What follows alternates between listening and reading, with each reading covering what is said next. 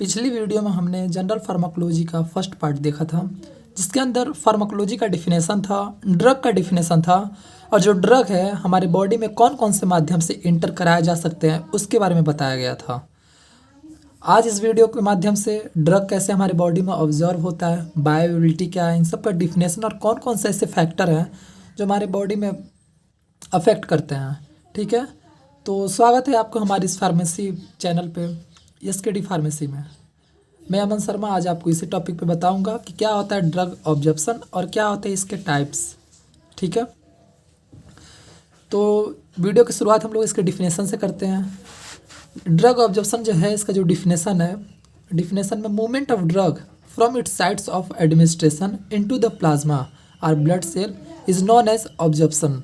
मतलब जो ड्रग है ये कहाँ से शुरुआत हो रहा है और कहाँ पे जाके ख़त्म हो रहा है। कहने का मतलब ये है कि मान लीजिए ये माउथ है और ड्रग हम लोग ओरली दे रहे हैं। ठीक है, ओरली ड्रग दे रहे हैं और इसको ब्लड में जाना है, सिस्टमेटिक रीजन में, ब्लड में या फिर इसके प्लाज्मा में जाना है।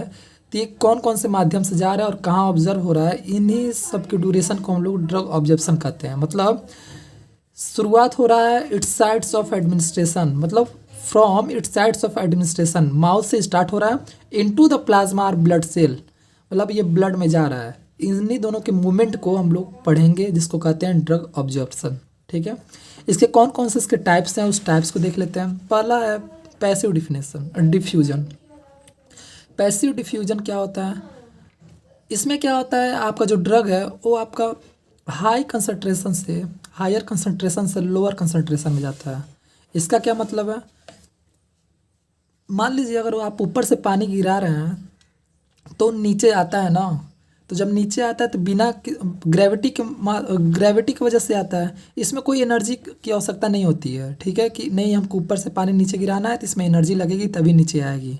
ठीक है, तो ये हो गया हायर कंसंट्रेशन से लोअर कंसंट्रेशन, तो इसी को कहते हैं पैसिव डिफ्यूजन। इसमें क्या होता है, आपका 90% जो ड्रग का ऑब्जर्व होता है इसी माध्यम के द्वारा होता है।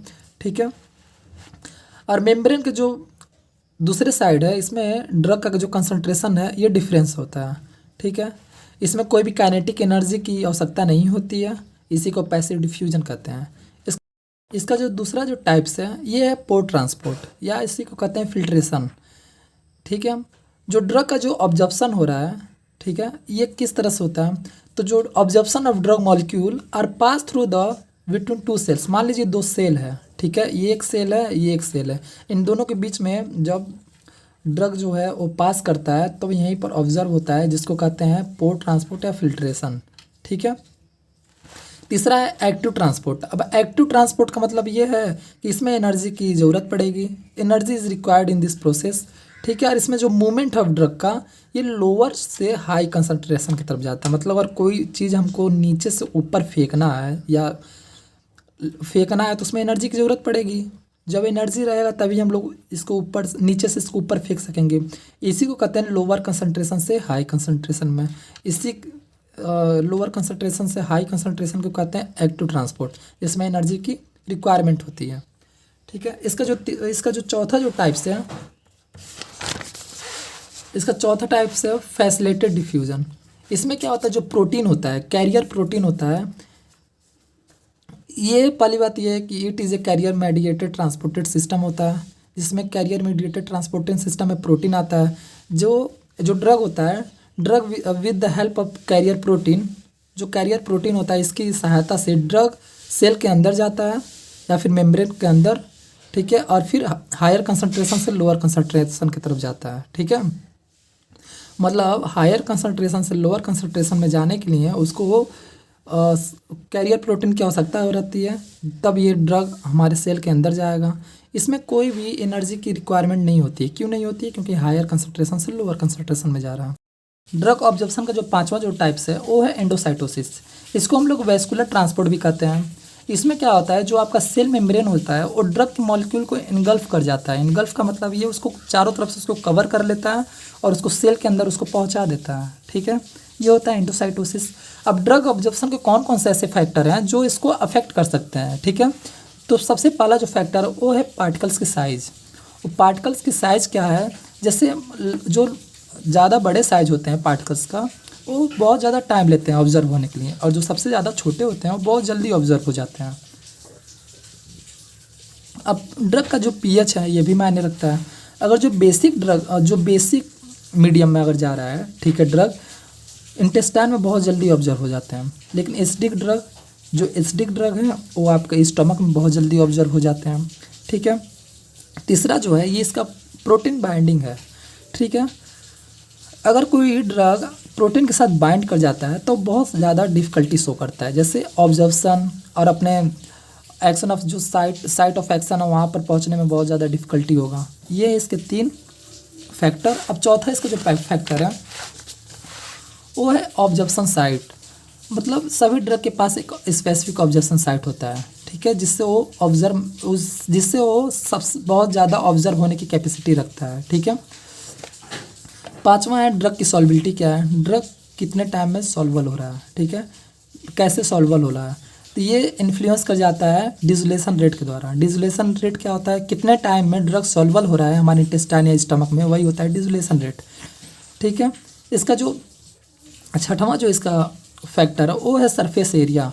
ऑब्जर्वेशन साइट्स का सरफेस एरिया बहुत मायने रखता है। अगर ज़्यादा सरफेस एरिया है, ठीक है, तो ज़्यादा ड्रग ऑब्जर्व होगा, और कम सरफेस एरिया है तो कम ड्रग ऑब्जर्व होगा, ठीक है। ड्रग की जो फिजिकल कंडीशन है ये भी मायने रखती है। मतलब अगर ड्रग लिक्विड स्टेट में है तो बहुत जल्दी ऑब्जर्व हो जाता है, लेकिन वही अगर वो सॉलिड स्टेट में है, मतलब अगर वो ठोस है तो बहुत, मतलब एज़ कम्पेयर टू लिक्विड वो थोड़ा कम टाइम और ज़्यादा टाइम लेता है उसको अपने आप को ऑब्जर्व करने के लिए, ठीक है। अब इसी में हम लोग एक और था, तीसरा पॉइंट था बायोबिलिटी क्या होता है। बायोबिलिटी मतलब जो ड्रग है हमारे इंटेस्टाइन से या स्टमक से, या फिर स्टार्टिंग में हम लोग मुंह से लिए, ओरली लिए हम लोग, हो गए हम लोग के इंटेस्टाइन में, स्टमक में गया, ठीक है। अब इसमें से ऑब्जर्व होने के बाद तब हम लोग की सिस्टमेटिक रीजन में जाता है। तो बायोबिलिटी का मतलब ये है कि सिस्टमेटिक रीजन में पहुंचने के बाद ड्रग का कितना अमाउंट बच जा रहा है, मतलब amount of drug present in our blood, या फिर सिस्टमेटिक रीजन, वही होता है बायोबिलिटी, ठीक है। इसको हम लोग एक ग्राफ के माध्यम से देखते हैं। मान लीजिए ये एक ग्राफ है, ये प्लाज्मा ड्रग का कंसंट्रेशन है, ठीक है, और ये टाइम्स है। अगर प्लाज्मा ड्रग कंसंट्रेशन को जैसे जैसे बढ़ाएंगे और ड्रग दे रहे हैं, ठीक है, प्लाज्मा कंसंट्रेशन उसका ज़्यादा है, जैसे जैसे बढ़ता है वैसे वैसे टाइम तो कम होता है, लेकिन उसका जो थेरेपेटिक कंडीशन है, कंसंट्रेशन है, ये ज़्यादा हो जाता है, और यहाँ पर सबसे ज़्यादा इफेक्टिव शो करता है। लेकिन वही जैसे जैसे प्लाज्मा का ड्रग का कंसंट्रेशन हम लोग कम करेंगे, टाइम तो बढ़ता जाएगा, ठीक है, लेकिन इसका जो थेरेपेटिक कंसंट्रेशन ये थोड़ा सा कम हो जाएगा। एक कंडीशन ऐसा आता है कि जब प्लाज्मा का कंसंट्रेशन जब कम हो जाता है तो ये अपना थेरेपेटिक इफेक्ट शो नहीं करता है, सिर्फ इसका टाइम का जो ड्यूरेशन होता है वही भर बढ़ता रहता है, ठीक है। अब हम लोग इसके बायोबिलिटी के जो फैक्टर्स हैं उसके बारे में देख लेते हैं। इसका जो पहला फैक्टर है कि हम लोग ड्रग को किस माध्यम से इंसान के अंदर इंटर करा रहे हैं, ठीक है, वो कौन कौन सा रूट है जिसके माध्यम से हम लोग ड्रग को इंटर करा रहे हैं। तो सबसे इसमें जो पहला है वो है ड्रग का एडमिनिस्ट्रेशन रूट। ये फैक्टर बहुत मायने रखता है। पेशेंट्स का मतलब पेशेंट रिलेटेड फैक्टर, जैसे एज हुआ, उसका जेंडर हुआ, ठीक है, कौन सा मेडिसिन ले रहा है, उसका टाइम्स हुआ, ठीक है, ये सब बहुत मायने रखता है। ड्रग की सॉल्बिलिटी भी बहुत मायने रखती है। इसका डिसोलेशन रेट क्या है, कितने टाइम में सॉल्वल हो रहा है, ये सब बायोबिलिटी के फैक्टर्स हैं। अब बायोबिलिटी कंडीशन का मतलब ये है कि बायोबिलिटी किस फॉर्म में सबसे ज़्यादा होती है। तो जो पैरेंट्रल फॉर्म है इसमें बायोबिलिटी 100% होती है। सभी से सबसे ज़्यादा बायोबिलिटी पैरेंट्रल फॉर्म में होती है, वो भी आईवी में, इंट्रावेनस में, ठीक है, क्योंकि डायरेक्ट आपको वेंस में दिया जा रहा है। वेंस में देने की वजह से उसका जो इफेक्टनेस है डायरेक्ट आपको मिल रहा है।